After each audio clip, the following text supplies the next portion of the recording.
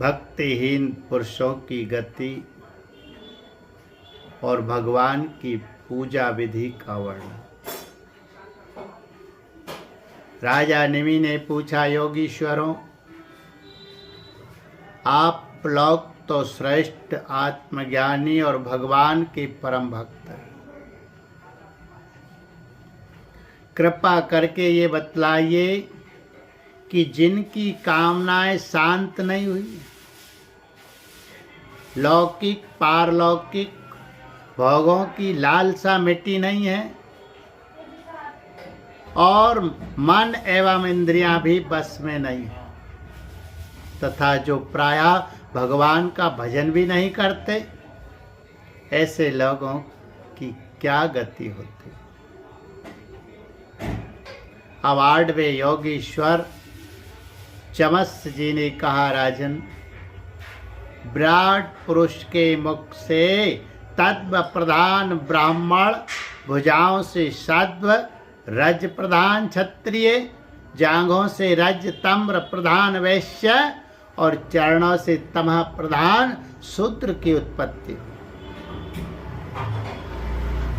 उन्हीं की जांघों से गृहस्थाश्रम, हृदय से ब्रह्मचर्य, वक्ष स्थल से वानप्रस्थ और मस्तक से संन्यास, ये 4 आश्रम प्रकट हुए। इन चारों वर्णों और आश्रमों के जन्मदाता स्वयं भगवान ही है। वहीं इनके स्वामी नियंता और आत्मा भी है। इसलिए इन वर्ण और आश्रम में रहने वाला जो मनुष्य भगवान का भजन नहीं करता, बल्कि उल्टा उनका अनादर करता है, वे अपने स्थान, वर्ण, आश्रम और मनुष्य योनि से भी च्युत हो जाता है, उसका अधः पतन हो जाता है। बहुत सी स्त्रियां और शूद्र आदि भगवान की कथा और उनके नाम कीर्तन आदि से कुछ दूर पड़ गए हैं। वे आप जैसे भगवत भक्तों की दया के पात्र है। आप लोग उन्हें कथा कीर्तन की सुविधा देकर उनका उद्धार करें। ब्राह्मण, क्षत्रिय और वैश्य जन्म से वेदाध्ययन से तथा यज्ञोपवीत आदि संस्कारों से भगवान के चरणों के निकट तक पहुंच चुके, फिर भी वे वेदों का असली तात्पर्य न समझकर अर्थवाद में लगकर मोहित हो जाते हैं। उन्हें कर्म का रहस्य मालूम नहीं है। मूर्ख होने पर भी वे अपने को पंडित मानते हैं और अभिमान से अकड़े रहते हैं। वे मीठी मीठी बातों में भूल जाते हैं और केवल वस्तु शून्य शब्द माधुरी के मोह में पड़कर चटकीली भड़कीली बातें कहा करते। रजोगुण की अधिकता के कारण उनके संकल्प बड़े घोर होते हैं। कामनाओं की तो सीमा ही नहीं है। कामनाओं की तो सीमा ही नहीं रहती। उनका क्रोध भी ऐसा होता है जैसे सांप का बनावट, और घमंड से उन्हें प्रेम होता है। वे पापी लोग भगवान के प्यारे भक्तों की हंसी उड़ाया करते हैं। वे मूर्ख बड़े बूढ़ों की नहीं, स्त्रियों की उपासना करते हैं। यही नहीं, वे परस्पर इकट्ठे होकर उस घर गृहस्थी के संबंध में ही बड़े बड़े मनसूबे बांधते हैं, जहाँ का सबसे बड़ा सुख स्त्री सहवास में ही सीमित है। वे यदि कभी यज्ञ भी करते हैं तो अन्नदान नहीं करते, विधि का उल्लंघन करते और दक्षिणा तक नहीं देते। वे कर्म का रहस्य ना जानने वाले मूर्ख केवल अपने जीव को संतुष्ट करने और पेट की भूख मिटाने, शरीर को पुष्ट करने के लिए बेचारे पशुओं की हत्या करते। धन, वैभव, कुलीनता, विद्या, दान, सौंदर्य, बल और कर्म आदि के घमंड से अंधे हो जाते तथा वे दुष्ट उन भगवत प्रेमी संतों तथा ईश्वर का भी अपमान करते रहते हैं। राजन, वेदों ने इस बात को बार बार दोहराया है कि भगवान आकाश के समान नित्य निरंतर समस्त शरीरधारियों में स्थित, वे ही अपने आत्मा और प्रियतम हैं। परंतु वे मूर्ख इस वेदवाणी को तो सुनते ही नहीं और केवल बड़े बड़े मनोरथों की बात आपस में कहते सुनते रहते हैं। वेद विधि के रूप में ऐसे ही कर्मों के करने की आज्ञा देता है कि जिनमें मनुष्य की स्वाभाविक प्रवृत्ति नहीं होती। संसार में देखा जाता है कि मैथुन, मांस और मध्य की और वाणी की स्वाभाविक प्रवृत्ति हो जाती है तथा उसे उसमें प्रवक्त करने के लिए विधान तो हो ही नहीं सकता। ऐसे स्थिति में विवाह यज्ञ और श्रोत्रावणी यज्ञ के द्वारा ही जो उनके सेवन की व्यवस्था दी गई है, उसका अर्थ है लोगों की उच्च श्रृंखल प्रवृत्ति का नियंत्रण, उनका मर्यादा में स्थापन। वास्तव में उनकी ओर से लोगों को हटाना ही श्रुति को अभिष्ट है। धन का एकमात्र फल है धर्म, क्योंकि धर्म से ही परम तत्व का ज्ञान और उसकी निष्ठा अप्रोक्ष अनुभूति सिद्ध होती है और निष्ठा में ही परम शांति है।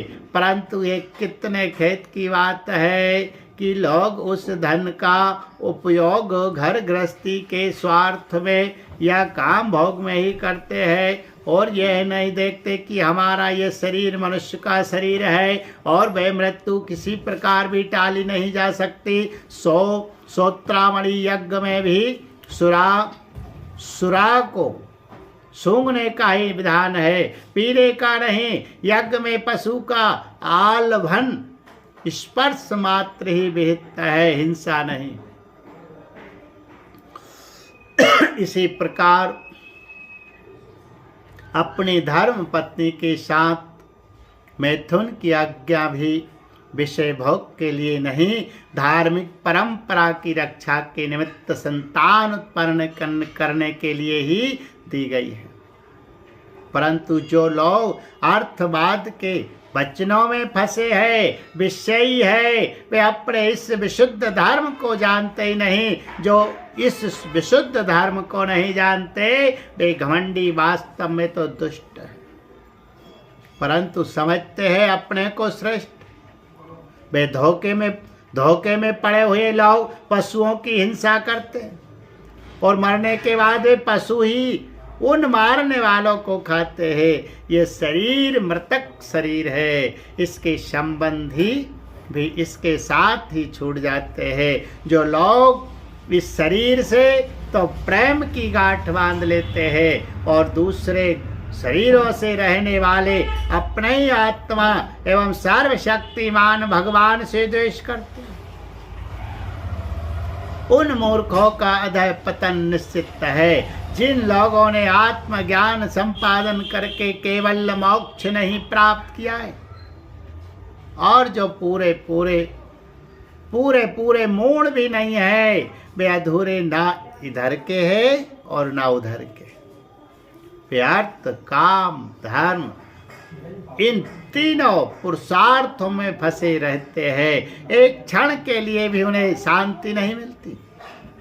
वे अपने हाथों अपने पैरों में कुल्हाड़ी मार रहे हैं। ऐसे ही लोगों को आत्मघाती कहते हैं। अज्ञान को ही ज्ञान मानने वाले इन आत्मघातियों को कभी शांति नहीं मिलती। इनके कर्मों की परंपरा कभी शांत नहीं होती। काल भगवान सदा सर्वदा इनके मनोरथों पर पानी फेरते रहते हैं। इनके हृदय की जलन विषाद कभी मिटने का नहीं। राजन, जो लोग अंतर्यामी भगवान श्री कृष्ण से विमुख है, वे अत्यंत परिश्रम करके गह पुत्र मित्र और धन संपत्ति इकट्ठी करते हैं, परंतु उन्हें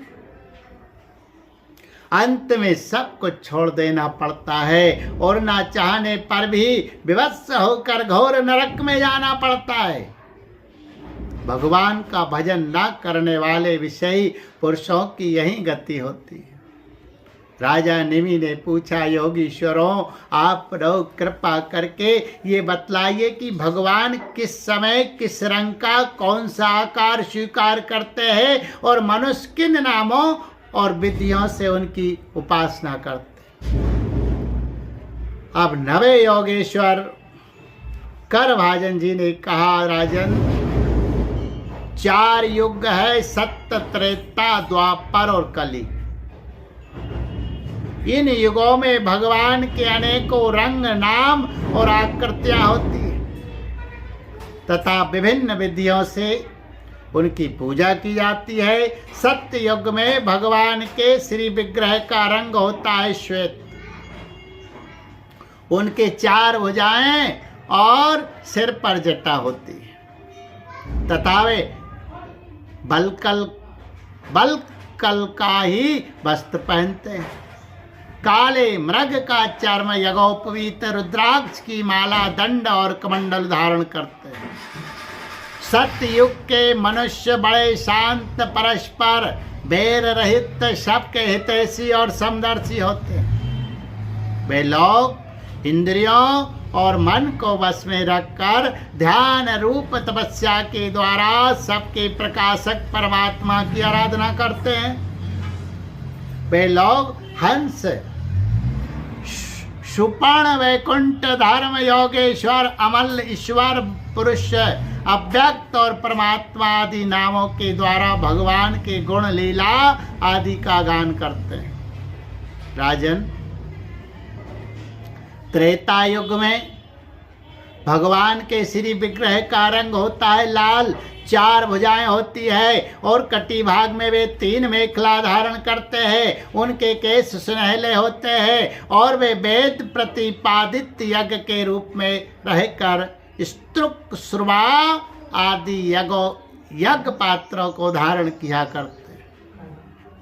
उस युग के मनुष्य अपने धर्म में बड़ी निष्ठा रखने वाले और वेदों के अध्यापन में बड़ी प्रवीण होते हैं। वे लोग श्रृंग वेद, यजुर्वेद और साम वेद रूप वेद त्रयी के द्वारा सर्वदेव स्वरूप देवादिदेव भगवान होते हैं।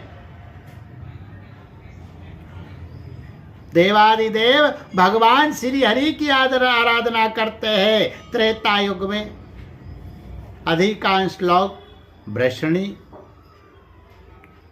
त्रेता युग में अधिकांश लोग विष्णु यज्ञ, प्रश्नी गर्भ, सर्वदेव, उरुक्रम, वृषा कपि, जयंत और उरुगाय आदि नामों से उनके गुण और लीला आदि का कीर्तन करते हैं। राजन, द्वापर युग में भगवान के श्री विग्रह का रंग होता है श्यामला। वे पीतांबर तथा शंख, चक्र, गदा आदि अपने आयुध धारण करते हैं। भक्त स्थल पर श्रीवत्स का चिन्ह, भ्रगुलता, कौस्तुभमणि आदि लक्षणों से वे पहचाने जाते हैं। राजन, उस समय जिज्ञासु मनुष्य महाराजों के चिन्ह, छत्र, चंबर आदि से युक्त परम पुरुष भगवान की वैदिक और तांत्रिक विधि से आराधना करते हैं। वे लोग इस प्रकार भगवान की स्तुति करते हैं, हे ज्ञान स्वरूप भगवान वासुदेव एवं क्रिया शक्ति रूप संकर्षण, हम आपको बार बार नमस्कार करते हैं। भगवान प्रद्युम्न और अनिरुद्ध के रूप में हम आपको नमस्कार करते हैं। ऋषि नारायण, महात्मा, नर, विश्वेश्वर, विश्वरूप और सार्वभूतात्मा भगवान को हम नमस्कार करते हैं। राजन, द्वापर युग में इस प्रकार लोग जगदीश्वर भगवान की स्तुति करते हैं। अब कलयुग में अनेक तंत्रों के विधि विधान से भगवान की पूजा जैसी पूजा की जाती है उसका वर्णन सुनो।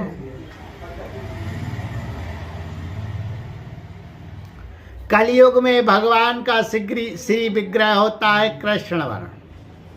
कृष्ण वर्ण काले रंग का जैसे नीलम मणि में से उज्जवल कांति धारा निकलती रहती है, वैसे ही उनके अंग की छटा भी उज्जवल होती है। वे हृदय आदि अंग, कौस्तुभ आदि उपांग, सुदर्शन आदि अस्त्र और सुनंद प्रभृति पार्षदों से संयुक्त रहते हैं। कलयुग में श्रेष्ठ बुद्धि संपन्न पुरुष ऐसे यज्ञों के द्वारा उनकी आराधना करते हैं जिनमें नाम, गुण, लीला आदि के कीर्तन की प्रधानता रहती है।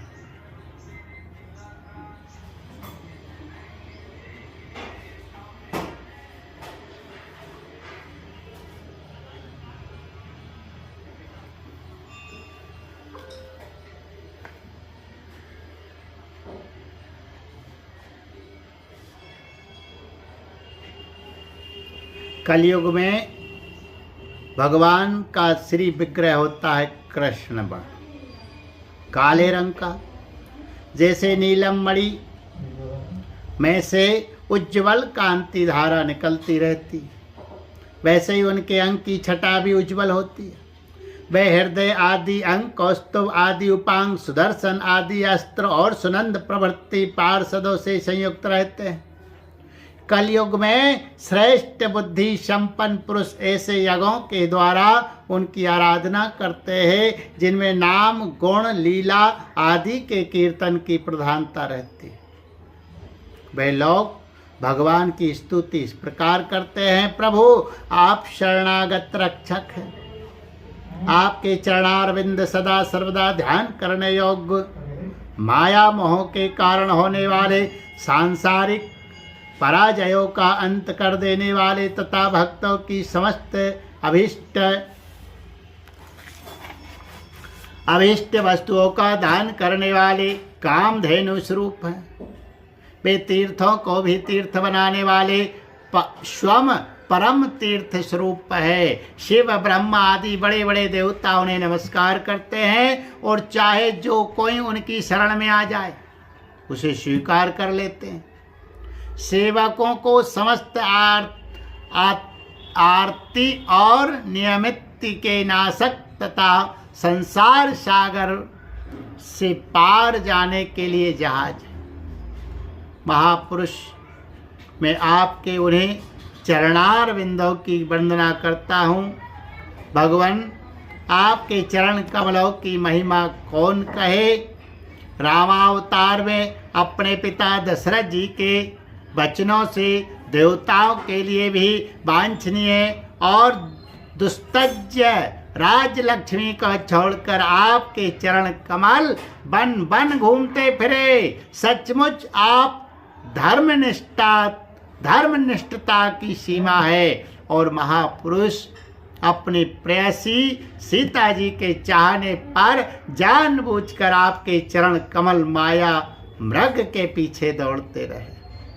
सचमुच आप प्रेम की सीमा है प्रभु। मैं आपके उन्हीं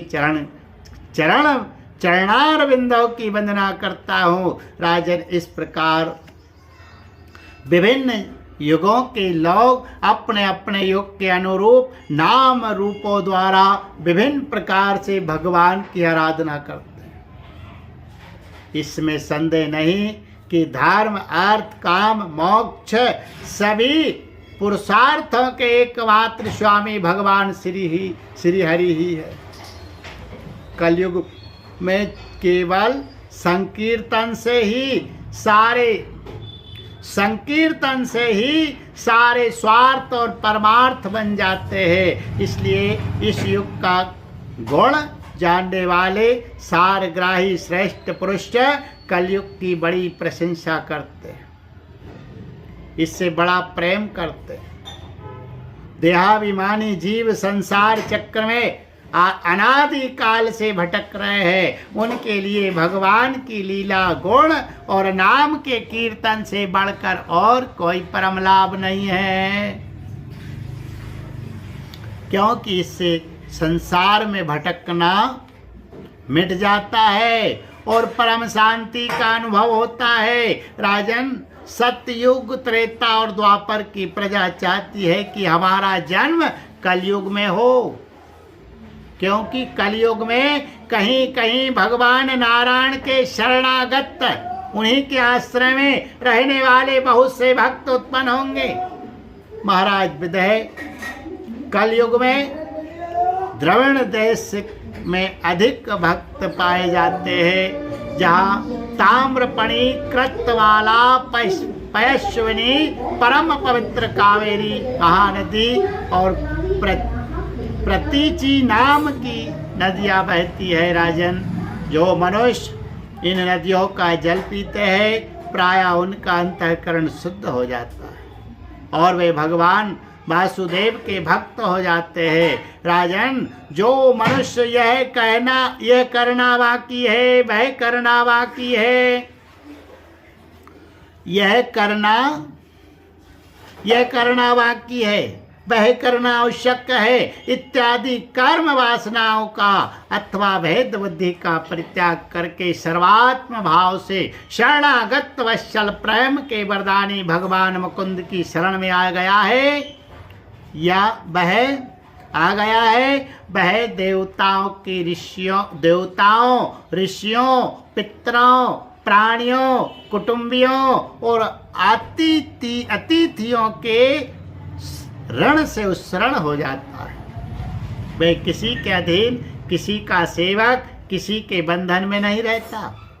जो प्रेमी भक्त अपने प्रियतम भगवान के चरण कमलों का अनन्य भाव से दूसरी भावनाओं, आस्थाओं, प्रवृत्तियों और प्रवृत्तियों को छोड़कर भजन करता है, उससे पहली बात तो यह है कि पाप कर्म होते ही नहीं, परंतु यदि किसी प्रकार हो भी जाए तो परम पुरुष भगवान श्री हरि उसके हृदय में बैठकर वह सब धो बहा देते और उसके हृदय को शुद्ध कर देते। नारद जी कहते हैं,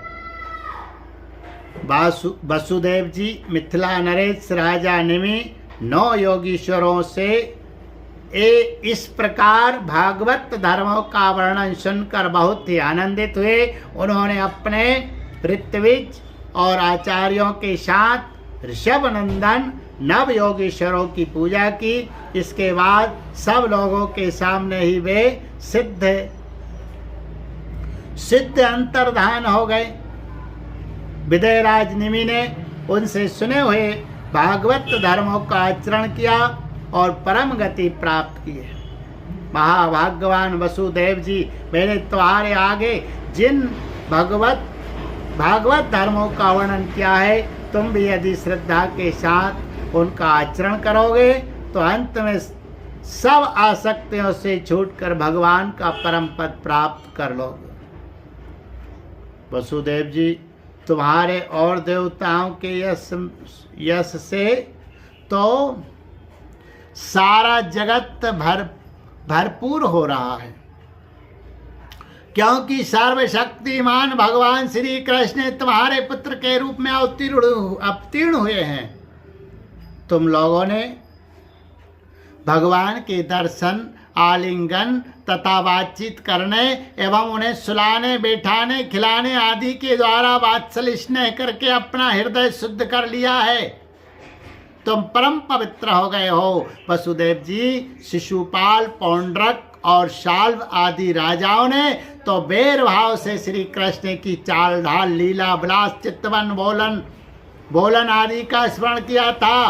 वह भी नियमानुसार नहीं, सोते बैठते चलते फिरते स्वाभाविक रूप से ही, फिर भी उनकी चित्तवृत्ति श्री कृष्ण कार हो गई और वे सारूप मुक्ति के अधिकारी हुए। फिर जो लोग प्रेम भाव और अनुराग से श्री कृष्ण का चिंतन करते हैं, उन्हें श्री कृष्ण की प्राप्ति होने में कोई संदेह है क्या?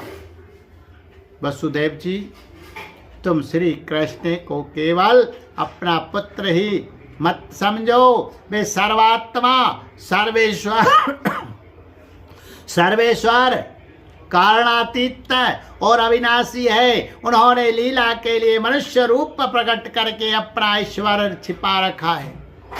वे पृथ्वी के भारभूत राज्य वेशधारी असुरों का नाश और संतों की रक्षा करने के लिए तथा जीवों को परम शांति और मुक्ति देने के लिए ही अवतीर्ण हुए हैं और इसी के लिए जगत में उनकी कीर्ति भी गाई जाती है।